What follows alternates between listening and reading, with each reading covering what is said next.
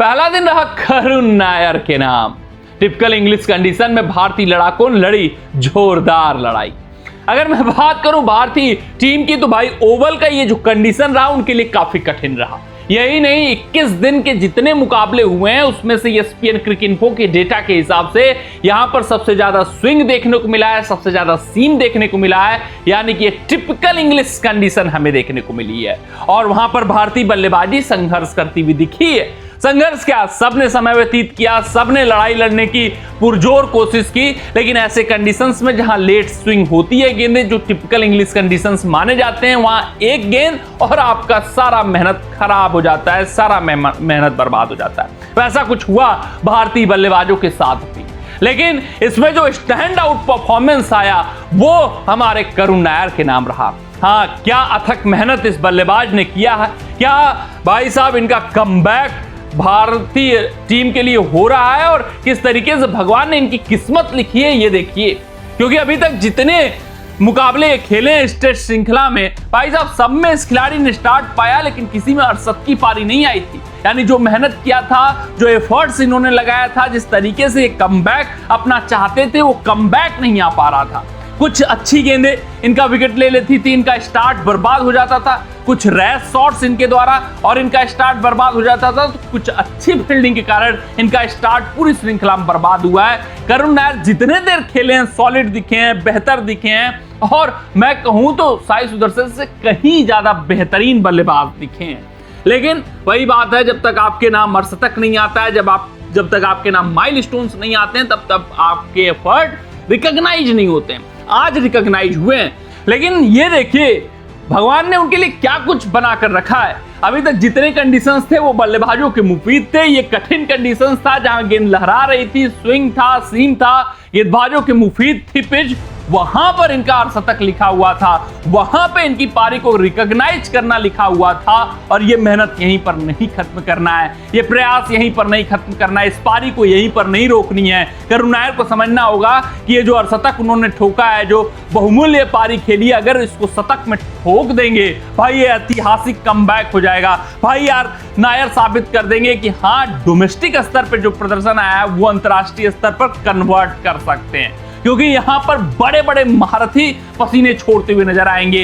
ये सिर्फ और सिर्फ गेंदबाजों की मुफीद कंडीशन है। यहां पर शतक मतलब आपके अंदर काबिलियत खास है, आप मजे हुए खिलाड़ी हैं, आपके अंदर हुनर खास है और आप इंग्लिश कंडीशन को ओन करते हैं। और जिस तरीके से करुण नायर ने लड़ाई लड़ी है बीते कुछ सालों में, वो यहां पर शतक डिजर्व करते हैं। और अगर शतक आ गया तो भारतीय टीम के लिए खास पल होगा, करुण नायर के लिए ऐतिहासिक पल होगा।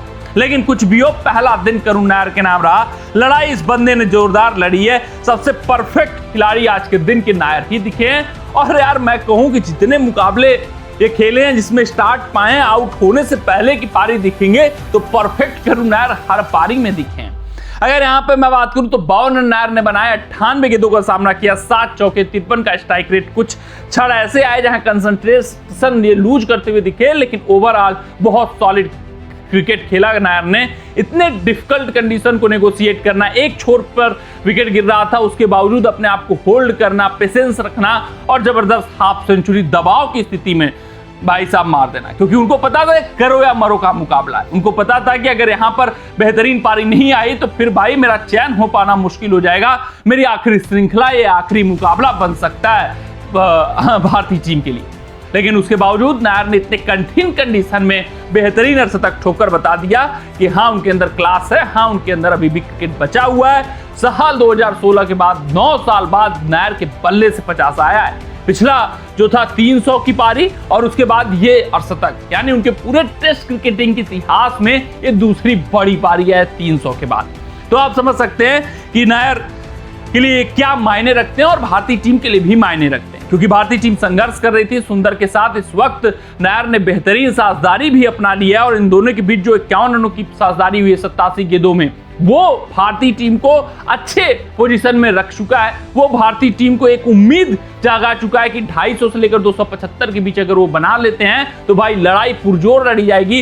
ये ऐसा कंडीशन नहीं है कि जहां पर 450 500 आप देखेंगे, यहां पर 300 मैच डिसाइडिंग होने वाला है। यहां पर 275 भारतीय टीम के पक्ष में पलड़ा झुकने वाला है। देखना दिलचस्प रहेगा ये साझेदारी कैसी जाती है दूसरे दिन, लेकिन अभी तक दोनों खिलाड़ी खास दिखे।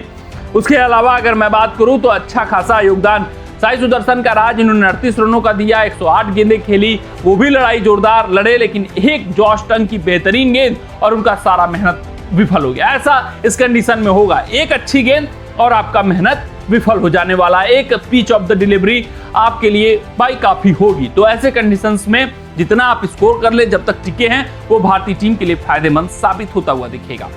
और कोई उतना खास योगदान नहीं कर पाया। शुभमन गिल का रनआउट भारतीय टीम के लिए पक्ष में जाता नहीं हुआ दिख रहा है, जिस कारण से थोड़ा सा एडवांटेज आप इंग्लैंड को दे सकते हैं। अगर मैं इंग्लैंड की तरफ से बात करूं तो भाई उनकी तरफ से गस एटिक्सन सबसे बेहतरीन दिखे हैं, जिन्होंने जो 19 ओवर में 31 रन खर्चे, 1.6 की इकोनॉमी रेट से 2 विकेट निकाला है, 2 जॉश टंग के नाम, 1 क्रिस वोक्स के नाम भारतीय टीम के लिए करुण नायर। और कल वाशिंगटन सुंदर की बल्लेबाजी बहुत खास होने वाली है, क्योंकि इसके बाद उतनी खास बल्लेबाजी बची नहीं हुई है। अगर ये हमें 270 से लेकर 275 तक पहुंचा देते हैं तो फिर मजबूत पक्ष में भारतीय टीम आ जाएगी। कमेंट सेक्शन में कमेंट करके बताइएगा कि आज नायर की बल्लेबाजी कैसी लगी। मिलते हैं आप अगले रिपोर्ट में, तब तक अपना ध्यान दें, सुरक्षित रहें, स्वस्थ रहें, मस्त रहें। जय हिंद, जय भारत।